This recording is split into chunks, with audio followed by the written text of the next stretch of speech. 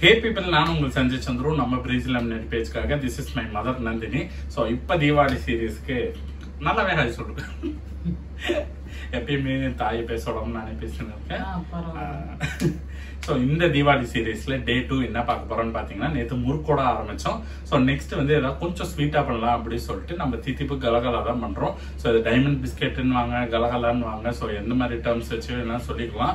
And அப்புறமா தான் நான் இதை ரிசர்ச் பண்ணும்போது தான் தெரிஞ்சது இது கிறிஸ்மஸுக்கு செய்யற டிஷ் தான். ஸோ இதை தான் நம்ம வந்து இதுக்கெல்லாம் செஞ்சுன்னு இருக்கும் போல. கிறிஸ்மஸ்க்கு யார் செய்யறான்னு தான் எனக்கும் தெரியல. நான் இது வரைக்கும் அவ்வளவுதான் கேள்விப்படல. ஸோ இப்பதான் எனக்கு இந்த விஷயமே தெரிஞ்சது. ஸோ அதை தான் நம்ம இன்னைக்கு செய்ய போறோம். ஸோ இதோட ப்ரொசீஜரும் கொஞ்சம் சிம்பிள் தான். எல்லாமே நாங்க வந்து இன்ஸ்டன்டா இருக்கிற பொருள் எல்லாம் வச்சுதான் நாங்க செய்யறோம். ஸோ ரொம்ப ஈஸியான ரெசிபியா தான் இருக்கும். ஸோ இதை மறக்காம ஃபாலோ பண்ணிக்கோங்க. ஸோ இப்போ இந்த ரெசிபிக்குள்ள போகலாம் வாங்க. ஸோ இப்போ இந்த ரெசிபிக்கான ப்ரொசீஜர் என்னன்னு பார்த்தீங்கன்னா, 2 கப்பு வந்து மைதா மாவும், இது வந்து அரிசி மாவு போட்டு செய்ய போகிறது இல்லை, மைதா தான். ஸோ 2 கப்பு மைதா, 1 கப்பு சர்க்கரை. ஸோ சர்க்கரை வந்து அப்படியே சேர்க்காம பவுடர் சுகர் பண்ணி நம்ம சேர்க்க போகிறோம்.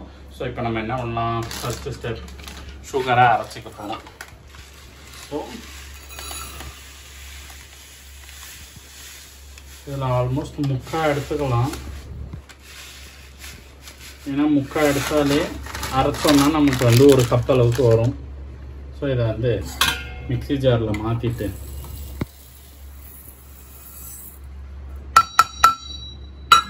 மூடி இதை நான் அரைச்சின்னு வந்துடுறேன். இப்போ பாருங்கள், சர்க்கரை அரைச்சி எடுத்துக்கினேன். இப்போ வந்து நம்ம மைதா ஆட் பண்ணிக்க போகிறோம்.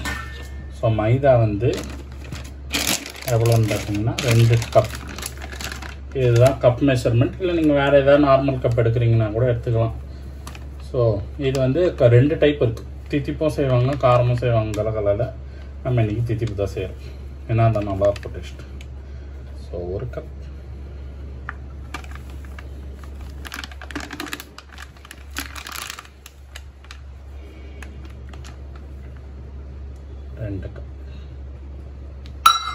ஸோ மைதா ஆட் பண்ணியாச்சு.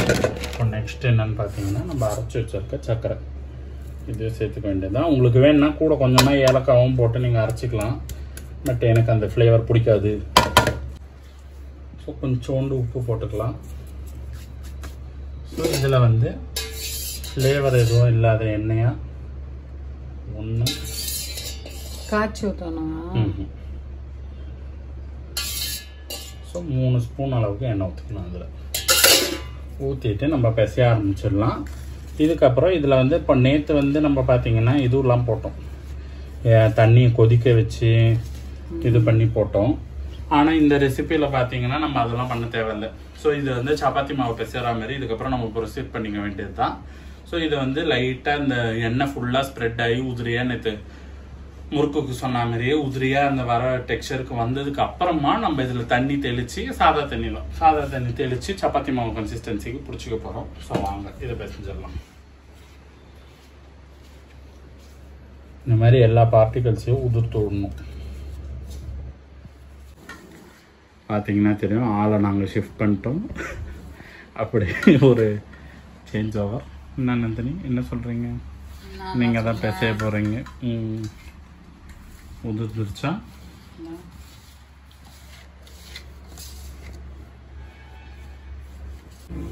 இது இப்போ எண்ணெய் மிக்ஸ் ஆகிடுச்சு மாவு கூட.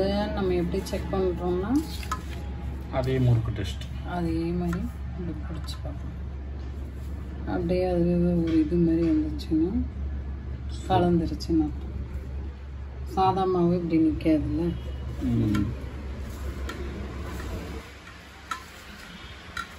போதும், தண்ணி தேலி.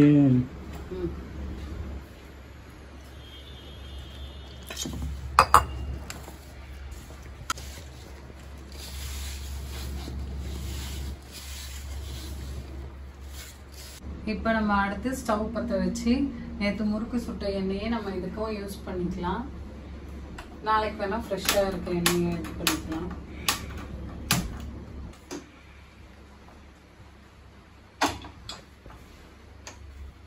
இது சூடாகிறதுக்குள்ள அந்த மாவை திரட்டி நம்ம அந்த இதுவை போட்டுடலாம். மாவு எப்படி பிசைஞ்சிருக்கீங்க? மாவு தண்ணி தெளிச்சு பிசையணும். தண்ணி ஊற்றி தயவு செஞ்சு பிசைஞ்சிடாதீங்க. தண்ணியை தெளிச்சுட்டு பிசையணும். கொஞ்சம் ஜாஸ்தி ஆயிடுச்சு. நாங்கள் மாவும் சர்க்கரையும் இன்னும் கொஞ்சம் ஆட் பண்ணியிருக்கோம் இதில். இப்போ எடுத்து நம்ம சப்பாத்திக்கு தேய்க்கிற மாதிரி இந்த மாவத்தை போட்டு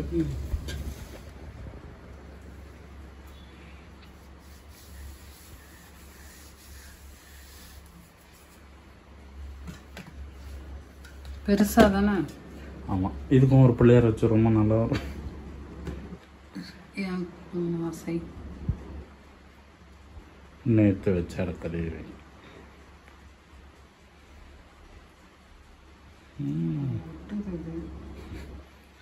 வெய்மா பிள்ளையாருக்கும் பவுடர்.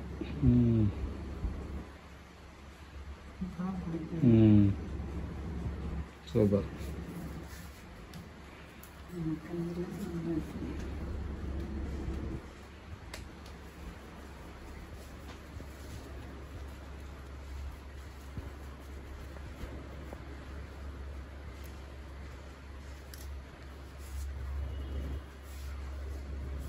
நான் ஃபஸ்ட் டைம் கோவிட் அப்போ செஞ்சேன்னு அது வந்து அழகாக. அதுக்கப்புறம் எனக்கும் ஒழுங்காக வரல, உனக்கும் வரல. நான் இது ரொம்ப இது பண்ணது இந்த மாவு பிசைஞ்சதுக்கு. சப்பாத்தி மாவுன்னு தண்ணியே தெளிச்சிட்டேன், நல்லா ஊற்றிட்டேன் கொஞ்சம். ஓகேடா. திக்காவா? லைட்டாக திக்கா, ரொம்ப மெலிசாக இருக்கக்கூடாது. இன்னும் ஒரு வாட்டி தேய்ச்சேன்னா கரெக்டாகிடும்னு நினைக்கிறேன். அப்படி வரப்போகுதுன்னு தெரில, பார்ப்போம் வாங்க. நீங்கள் சோகமாக சொல்கிறேன். கடவுள் மேலே பாரத்தை போட்டுட்டு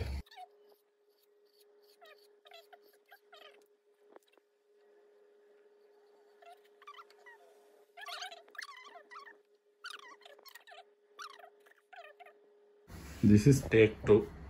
இல்லைம்மா, நாங்கள் ஒரு சேனல் வச்சு உங்களுக்கு நாங்கள் சொல்லித்தரோன்னு நீங்கள் நினைக்க வேணாம். நாங்கள் வந்து இருக்கிற ரெசிபியை பார்த்து நாங்கள் செஞ்சு பார்ப்போம். இதெல்லாம் பார்த்து நீங்கள் கற்றுண்டு நீங்கள் கரெக்டாக செய்யணும். அதை நாங்கள் ஆமாம்மா, ஒரு எக்ஸ்பெரிமெண்டேஷன் தானே. எடுத்தோடனே அவங்க சொதப்புறதுக்கு பதிலாக நம்ம ஒரு வாட்டி சொதப்பி நல்லா செஞ்சு காமிச்சிட்டா அவங்களுக்கு ஒரு தைரியம் வந்துடும். இப்போ இதெல்லாம் நம்மளை யார் கேட்டான்ற மாதிரி எல்லாம் நினைப்பாங்க. தீபாவளி எல்லா ஸ்வீட்டும் செஞ்சு செஞ்சு சாப்பிட்டு போதும், நம்ம கனமாக வச்சுக்கலாம். விடு. ரொம்ப அழுத்தி தேய்ச்சிடாத, கொஞ்சம் லைட்டா போதும். தெரிஞ்சுதான் தேய்ச்சினுங்கிறாங்க. போதும் போதும் போதும்.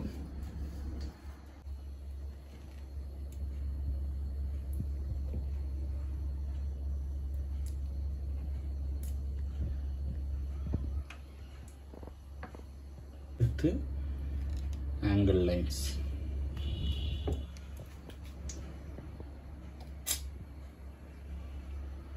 எப்படே பார்த்து பார்த்து சொன்னோன்னே ஏதாவது திருஷ்டிக்கு நடக்கலைன்னா எப்படி? அதுவே வர்ற அளவுக்கு வந்துருச்சு.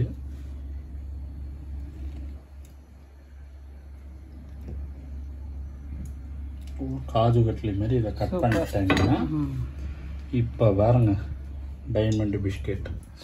இப்போ இதை வந்து கலெக்ட் பண்ணி ஒரு பிளேட்டுக்கு வச்சுட்டு நம்ம இதை எண்ணெயில் போடணும். பாருங்க, இப்போ நம்ம தேய்ச்சது எல்லாத்தையும் இந்த மாதிரி தட்டில் எடுத்து வச்சுட்டு இது அப்படியே ஒரே ட்ரிப்பாக இதில் போடணும்.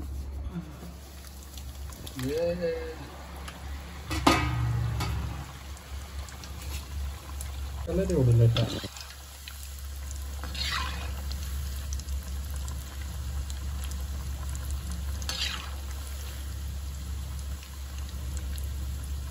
பரவாயில்ல, ஏதோ நம்ம பண்ணின்னு இருக்கோம்.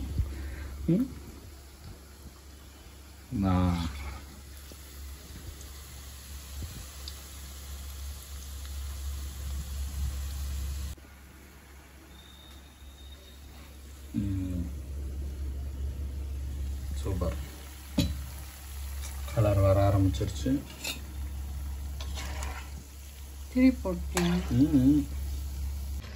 கலர் நல்லா வந்துருச்சு. இதை கொஞ்ச நேரம் வெயிட் பண்ணிட்டு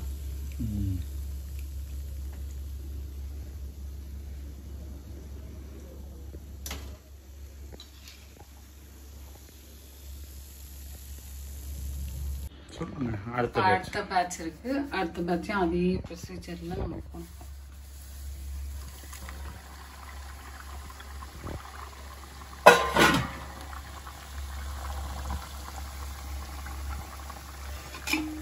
கொஞ்சம் முன்னாடி விடுங்க. எப்பயும் போல சாமிக்காக கொஞ்சம் ஃபர்ஸ்ட் இதை எடுத்து வச்சிடறேன்.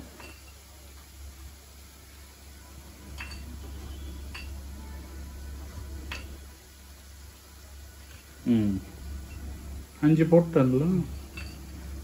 வச்சுட்டு வந்துடும்.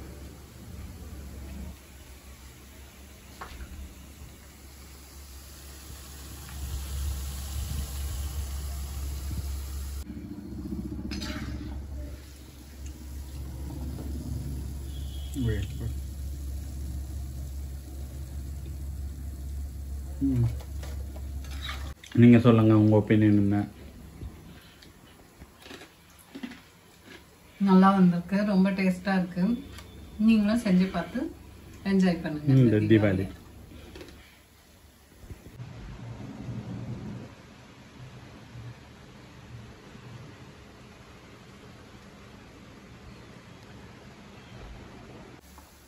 எப்படியோ ரெசிபி கொஞ்சம் சொதப்பலாக ஆரம்பித்தாலும் சக்ஸஸ்ஃபுல்லாக வர ஆரம்பிச்சிச்சு. இப்போ பாருங்கள், ஃபஸ்ட்டு பேட்ச் நம்ம சுட்டது கொஞ்சம் ஆறினோடனே அந்த சவுண்டு நல்லா கேட்கும், நல்லா மொறு மொறுன்னு வந்துடும். இப்போ நம்ம இதை சாப்பிட்டு பார்க்கலாம்.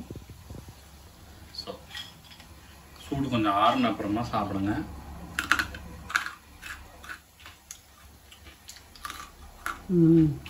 நல்லா இருக்கா? நல்லா மொறு மொறுன்னு இருக்கு. தித்திப்பு கரெக்டாக இருக்கு, ரொம்ப கரெக்டாக இருக்குது தித்திப்பு. இன்னும் கொஞ்சம் போட்டாலும் ஓவராக இருக்கும். அண்ட் ஏலக்காய் எனக்கு பிடிக்காததுனால அந்த டேஸ்ட் இல்லை, நல்லாவே இருக்குது. ஸோ நீங்களும் ட்ரை பண்ணி பாருங்கள். வேறு என்ன? ஸோ இந்த ரெசிபி உங்களுக்கு யூஸ்ஃபுல்லாக இருந்ததுன்னா மறக்காமல் பிரீசி லெமனேட் பேஜுக்கு லைக் பண்ணுங்கள், ஷேர் பண்ணுங்கள், சப்ஸ்கிரைப் பண்ணுங்கள். ஸோ இதே மாதிரி இன்னொரு வீடியோவில் உங்களை சந்திக்கிறேன். அது வரைக்கும் உங்களிடமிருந்து விடைபெறுவது நான் உங்கள் சஞ்சய் சந்துரு. ஸோ இந்த வீடியோவை லைக் பண்ணி வச்சுக்கோங்க. ஸோ இன்னொரு வீடியோவில் பார்க்கலாம். Bye by.